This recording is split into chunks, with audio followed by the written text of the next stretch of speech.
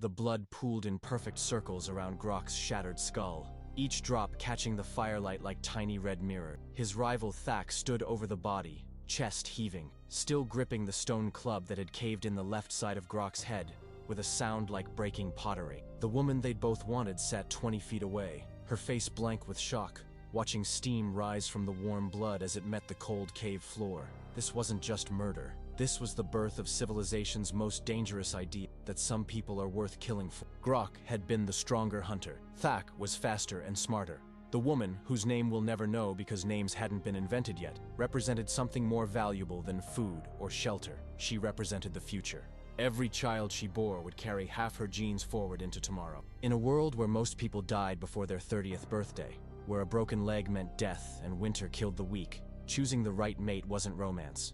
It was survival strategy painted in blood. It starts with a discovery that changed everything. The realization that sex creates baby. Women got pregnant, babies appeared, and nobody understood why. Then, around 50,000 years ago, someone figured it out. Suddenly, every woman became a battlefield. Every man became a potential enemy. The stakes weren't just personal, they were genetic. Grok lived in what we now call southern France, during the last ice age when glaciers covered half of Europe. The year was approximately 28,000 BCE, and humans had just developed the technology that would make them unstoppable. Language complex enough to His tribe numbered 43 people living in a network of caves carved into limestone cliffs. They survived on mammoth meat, gathered berries, and died regularly from infections that wouldn't kill a modern child. In our world, she'd be a high school student worried about math tests. In her world, she was already past the average age of first pregnancy and considered an adult by any measure that mattered. She had wide hips, perfect teeth, and no scars on her hands, which meant she was healthy, fertile, and skilled enough to avoid injury while working with stone tools. In a population where half of all children died before age 5, she represented genetic gold. He was 24, ancient by the standards of his time, and had survived longer than most because he was exceptionally good at killing large animals. His spear throwing was so accurate that other hunters would watch him work, trying to copy his technique. He could track wounded prey for days across frozen ground, and had once killed a cave bear with nothing but a wooden club and perfect timing. But his greatest skill was reading the behavior of other humans, which made him dangerous in ways that had nothing to do with hunting. Thak was younger, barely 18, but he possessed something rarer than physical strength: abstract thinking. While other men focused on immediate problems like where to find tomorrow's food, Thak could plan weeks ahead. He made tools that wouldn't be needed until the seasons changed. He remembered conversations from months earlier and could predict how people would react to situations they'd never encountered. This cognitive advantage made him the closest thing his tribe had to a strategic mastermind. Instead, she selected Brog, a quiet hunter who brought her meat without being asked, and never tried to impress her with displays of strength or intelligence. Brog was steady, reliable, and showed no signs of the aggressive territoriality that made other men dangerous to live with. In the brutal mathematics of Paleolithic survival, predictable kindness trumped spectacular ability every time. She needed a partner who wouldn't disappear on risky hunting expeditions or get himself killed trying to prove his dominance over other males. This decision triggered the first recorded case of what psychologists now call intrasexual competition escalation. When two high-status males compete for the same reproductive opportunity and both lose to a lower-status rival, the result isn't acceptance. It's war. Grok's reaction was immediate and violent. He challenged Brog to single combat, using a ritualized form of fighting that his tribe had developed to settle disputes without destroying the group. The rules were simple: wooden clubs only, fight until one man couldn't continue, winner takes the woman. Brog, who had never been in serious combat, lasted less than 2 minutes. Grok's club caught him across the ribs with enough force to crack bone, and Brog collapsed, gasping like a fish on dry land. She refused to accept Grok as her mate, even after he'd proven his physical dominance according to tribal custom. This created a problem that Paleolithic society had no mechanism to solve. The rules said Grok had earned her. Basic human psychology said she couldn't be forced to cooperate with someone she feared and disliked. The tribe faced a choice between respecting women's autonomy and maintaining the male dominance hierarchy that kept order. The woman was told she would mate with Grok whether she wanted to or not.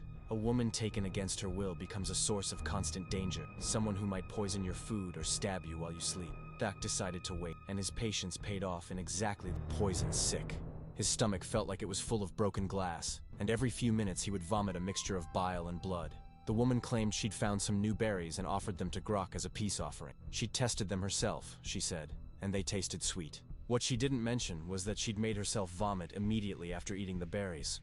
while Grok had kept them down long enough for the toxins to enter his bloodstream. He spent 4 days delirious with fever, hallucinating conversations with dead relatives and speaking in languages that didn't exist. When he finally recovered, he was 20 pounds lighter and moved like an old man. The poisoning had damaged something inside him that would never fully heal. More importantly, it had revealed the woman's true nature to everyone in the tribe. She wasn't a passive victim. She was a strategic thinker, willing to commit murder to escape an unwanted situation.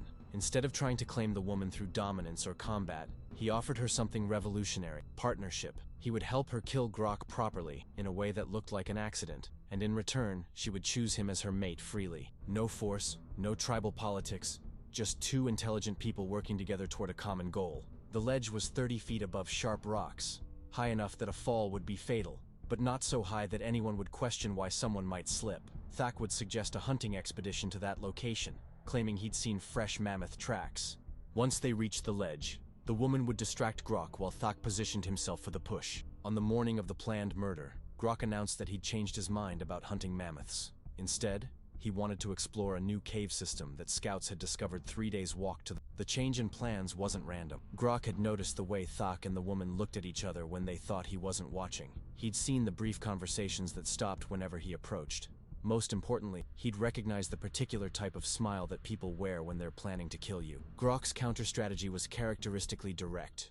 If Thak wanted the woman badly enough to commit murder, then Thak represented a threat that needed to be eliminated. The new cave system was real, but it wasn't the destination. Grok planned to kill Thak during the journey, somewhere isolated enough that he could claim it was a hunting accident. The woman would witness Thak's death and understand that resistance was futile. Fear would accomplish what violence had failed to achieve. The hunting party left at dawn. Grok, Thak, the woman, and 2 younger men who served as spear carriers and fire tenders. They traveled north through forest that was slowly dying as the Ice Age deepened, past frozen streams and meadows where nothing grew except hardy grasses that could survive year-round. The temperature never rose above freezing, and their breath formed clouds that lingered in the still air like ghosts. The pass was only wide enough for one person, with steep slopes on both sides covered in loose rocks that would make falling look natural. Grok let Thak take the lead, positioning himself second in line where he could push his rival off the trail without the spear carriers seeing exactly what happened. As he stepped into the narrow pass, he deliberately stumbled and fell forward, crying out as if he'd twisted his ankle. When Grok moved closer to help, Thak rolled sideways and swept Grok's legs with a move he'd practiced dozens of times in secret. Grok tumbled down the slope, bouncing off rocks and small trees, his body making wet sounds each time it hit something solid. He found Grok wedged between 2 boulders, conscious but unable to move his legs.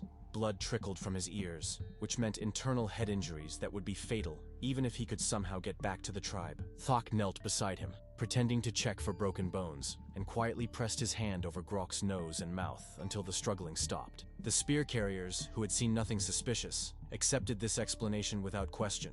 Accidents were common during hunting expeditions, and Grok's death, while tragic, didn't require any complex investigation. They buried him under a pile of stones and continued toward the cave system, which turned out to contain ancient paintings of animals that had gone extinct thousands of years earlier. She'd watched Thak's face during the rescue attempt and seen the cold satisfaction in his eyes when Grok stopped breathing. This knowledge gave her power over Thak, but it also made her incredibly dangerous to him. She was now the only witness to a premeditated murder, which meant she could destroy him anytime she chose to tell the truth. Thak had killed to win her, but winning her meant living with someone who could expose his crime at any moment. The woman had gotten what she wanted, freedom from Grok, but at the cost of being tied to a murderer who might decide she knew too much. They returned to the tribe as an official couple, and everything seemed perfect. Thak was praised for his leadership during the crisis. The woman was seen as a grieving widow who had found comfort, the kind friend. Their union was blessed by the tribal elders and celebrated with a feast that lasted 3 days. Nobody suspected that they were both capable of murder, or that their partnership was built on shared guilt rather than affection. This should have been cause for celebration, but instead it created a new problem neither of them had anticipated. Pregnancy made her vulnerable in ways that shifted the power balance between them completely. She couldn't run if Thak decided she was too dangerous to keep alive. She couldn't fight back effectively if he chose violence.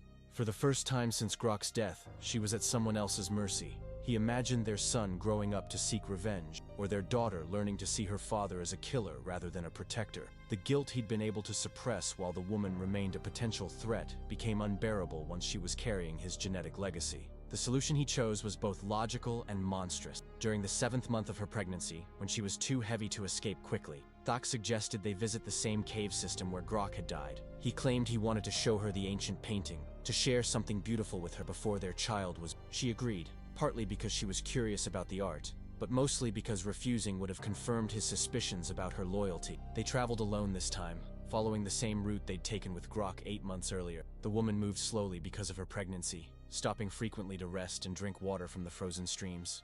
Thak was patient and attentive, helping her over difficult terrain and sharing his food without being asked. To any observer, they would have looked like a devoted couple preparing to become parents. The woman went into labor. Bleeding, infection, and babies positioned wrong in the birth canal killed mothers and infants with ruthless efficiency. In the middle of winter, far from the tribe's healers and support network, the woman faced odds that would have terrified even the most experienced midwife. Thak found himself in an impossible situation. He'd brought her here to kill her, but she was giving birth to his child. If he let her die, he would lose his genetic legacy. If he saved her, he would be stuck with a witness to murder who now had additional leverage against him. The choice between his immediate safety and his evolutionary future played out in real time. As the woman's contractions grew stronger and more frequent, he built fires for warmth, melted snow for clean water, and used his hunting knife to cut the umbilical cord when the baby finally emerged. The woman lost consciousness twice from blood loss, and each time Thak managed to revive her using techniques he'd learned from watching the tribe's healers work. When morning came, he was holding a healthy son while the woman slept wrapped in furs beside the dying fire. The birth changed everything between them. Shared vulnerability had created something stronger than their original alliance. They were no longer just partners in crime. They were parents, protecting a child who needed both of them to survive. The woman's leverage over Thak became irrelevant, because destroying him would also destroy their son's future.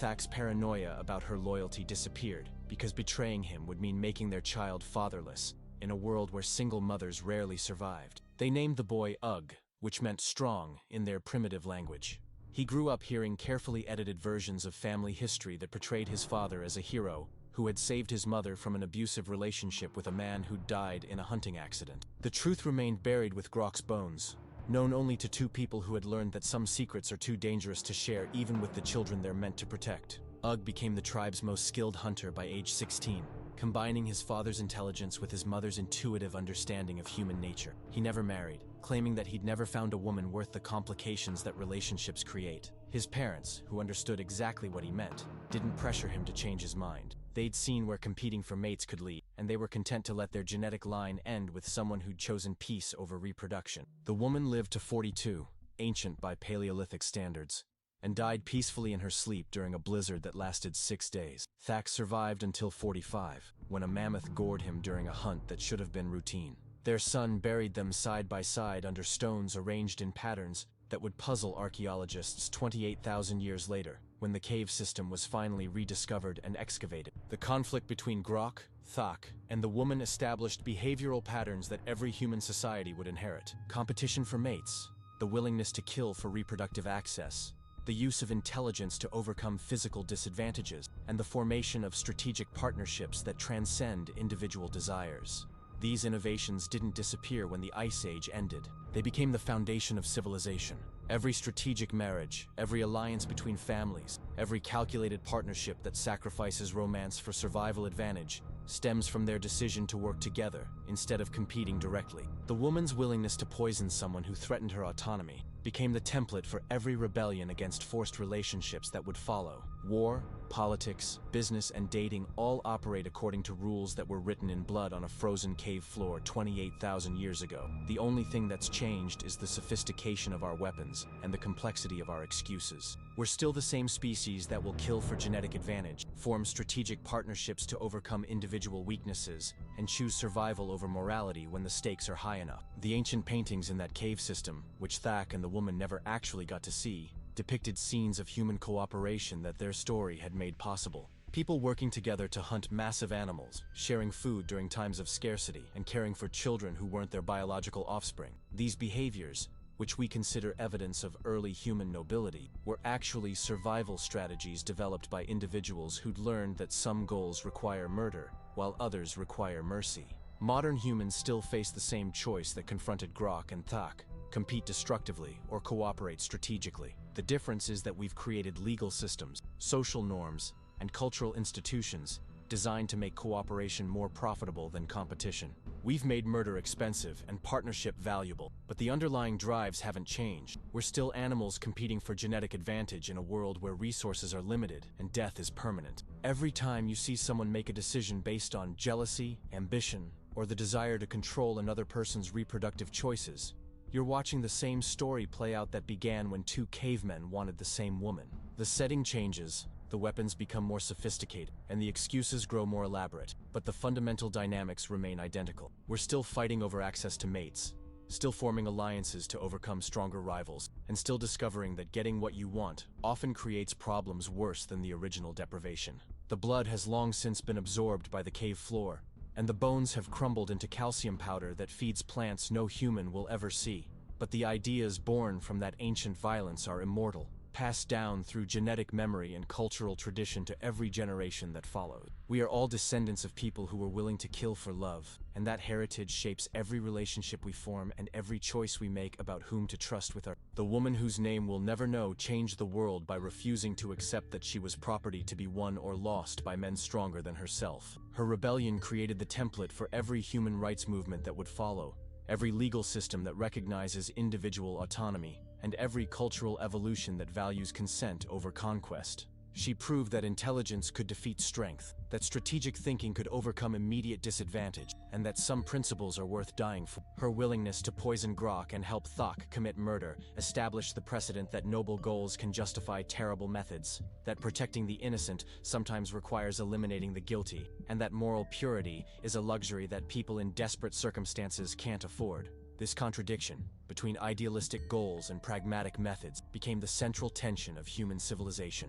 Every legal system, every government, every social movement, and every personal relationship must navigate the gap between what we want to be and what we must do to survive. The cave woman's choice to participate in murder in order to escape rape created the moral framework that we still use to justify violence in service of higher principle. Today, when someone kills in self-defense, forms a strategic marriage, or chooses personal safety over abstract principles, they're following behavioral patterns that were established by people who lived and died before agriculture was invented. Our legal systems recognize crimes of passion, our cultures celebrate romantic sacrifice, and our stories glorify characters who will do anything for love, because these concepts trace directly back to that frozen cave where three people discovered that reproduction is worth killing for. The Ice Age ended, the glaciers melted, and human civilization grew complex enough to hide its primitive origins behind layers of law, custom, and religious belief. But underneath every wedding ceremony is a competition for genetic access.